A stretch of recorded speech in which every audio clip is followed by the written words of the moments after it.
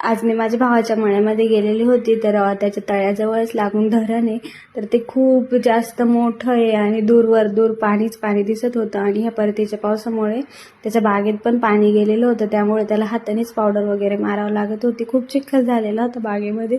तर हे बघून खूप वाईट वाटलं मला, किती एखाद्या शेतकऱ्याला किती मेहनत करावी लागते. आणि मेन म्हणजे काय बरं, पावडर पण मारावं लागत होती आणि त्याचा बाग पण फेल गेलेला होता. तरी पण ह्या वर्षासाठी नाही तर पुढच्या वर्षासाठी पावडर मारावं लागते. हे ऐकून खूप वाईट वाटलं मला. आणि त्यानंतर येताना आम्ही खडकवासलाच्या मारुती मंदिरामध्ये गेलो होतो. मंदिर खूप छान प्रशस्त आणि सकाळच्या उन्हामध्ये खूपच छान वाटत होतं, फ्रेश वाटत होतं, अगदीच पीसफुल वाटत होतं. दर्शन घेताना पण इतकं छान वाटत होतं, कशाचीच अपेक्षा इच्छा काहीच उरलेली नव्हती बाप्पांकडे बघून.